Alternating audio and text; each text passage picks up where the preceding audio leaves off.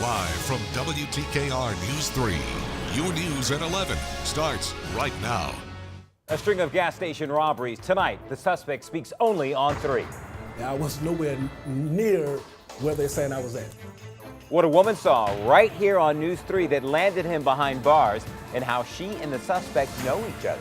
Teens fighting drug addiction, how sober high schools are providing hope in the battle against opioids and giving students a second chance. A powerful show of sportsmanship, how football players on both sides of the field helped one local student score a touchdown he will never forget.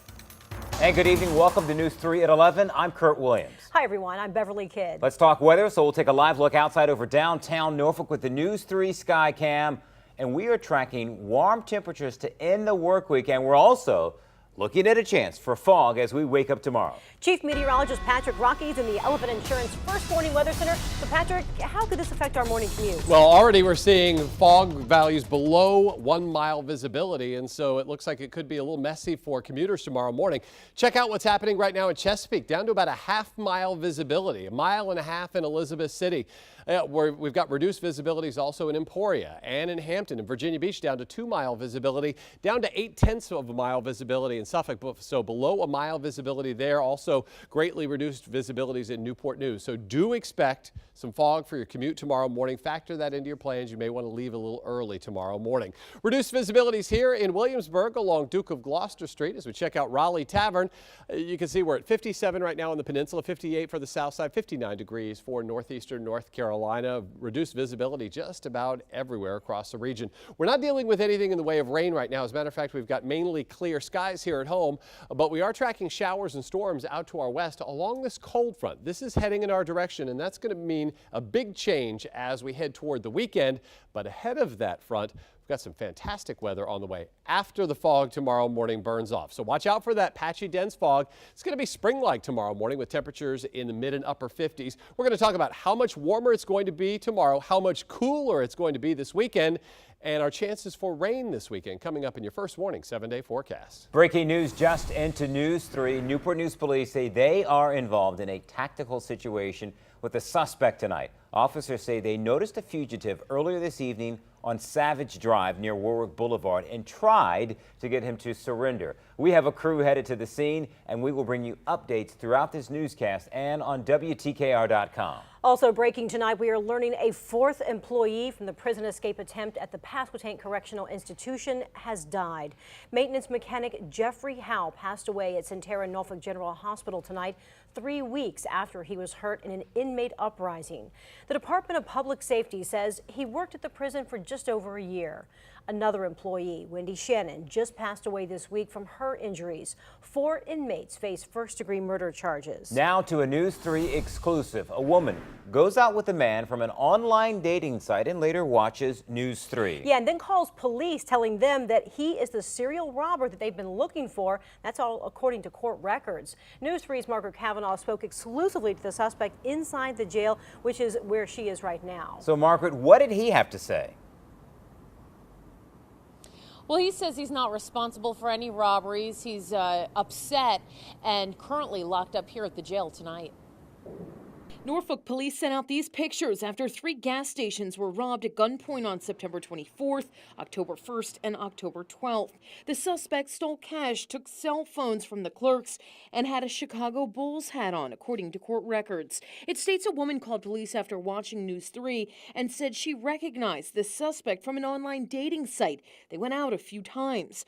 33-year-old Michael Barksdale says he is not the man in this surveillance picture. Michael was arrested and spoke exclusively to News 3 from jail, saying he's innocent. I was nowhere near where they're saying I was at. Michael says he was only accused of 1 robbery that happened on the 12th at this gas station on East Princess Anne Road.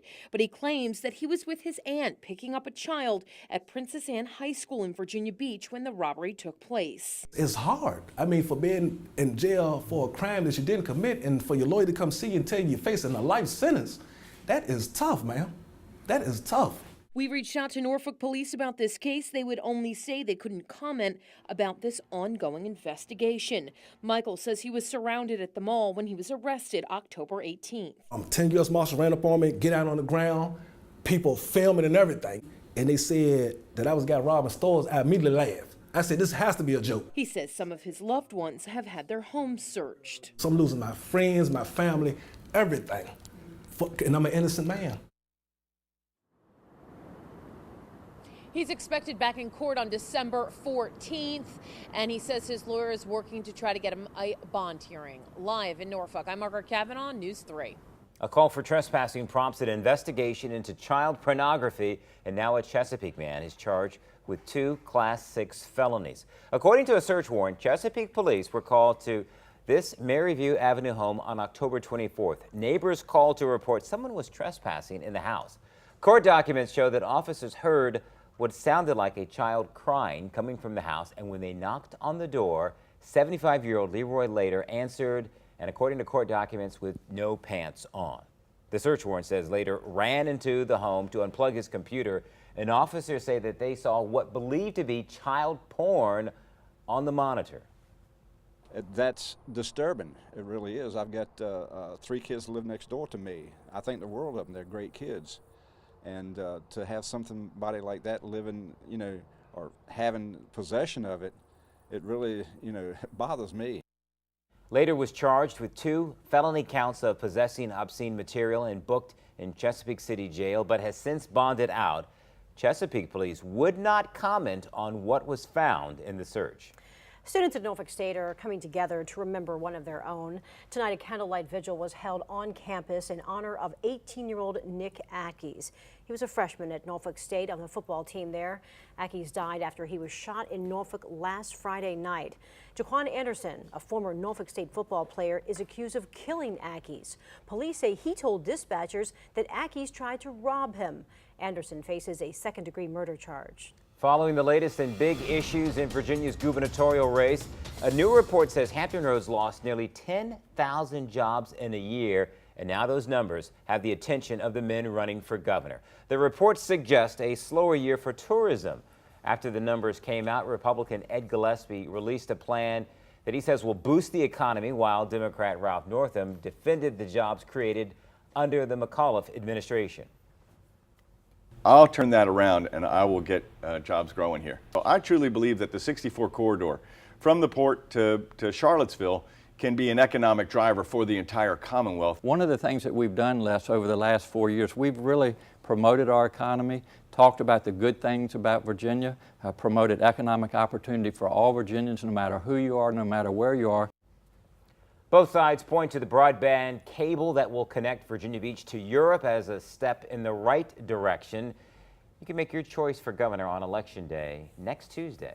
New at 11, it was certainly the biggest touchdown of the game, maybe the biggest of the season for one local middle school football team, but not because of the points it put on the scoreboard. News 3's Anthony Sabella is in the studio right now, and you've got more on how 2 teams came together to help one young man realize his dream. Yeah, that's right, Kurt and Bev. The Brandon Middle School football coach tells me 13-year-old Isaac Kelly has never missed a football practice, and he's also tenacious on the field and really likes to fire up his team. Well, yesterday, he finally got his chance to score.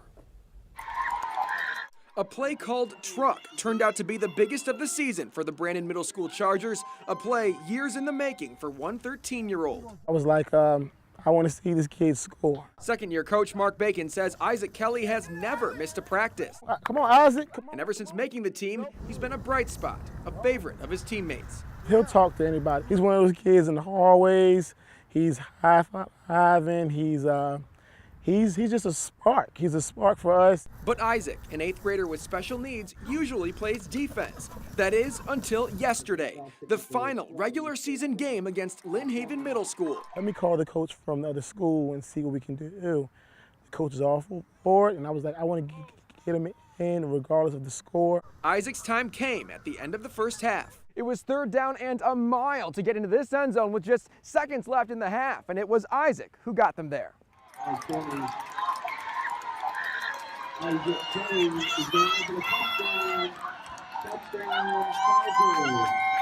Touchdown. Touchdown, how did it feel? Good. What? That was the coolest play I've ever seen. Now it's on to the playoffs. Wake up! Come on, let's go! And Isaac knows exactly what it'll take to add another to the win column. Good plays and good tackle and get pancakes. And Brandon finished the season 6-0. Their first playoff game is next week. Anthony Sabella, News 3. Well, a fast food customer loses his cool when the sandwich he wants isn't on the menu. Coming up, the heated drive-through order that ended with a weapon being pulled on a worker. Plus, sober high schools, how recovery programs are helping teenagers beat drug addiction and achieve their lifelong dreams. And I'm live here in the Elephant Insurance First Warning Weather Center. We're tracking a cold front that's going to bring us a 15-degree drop in temperatures, but will it bring us any dropping rain this weekend? I'll let you know coming up in your First Warning 7-day forecast. You might be making it rain. It's $1,000 Thursday. News 3 giving you a chance to win $1,000. Stay with us. Your chance to win is minutes away.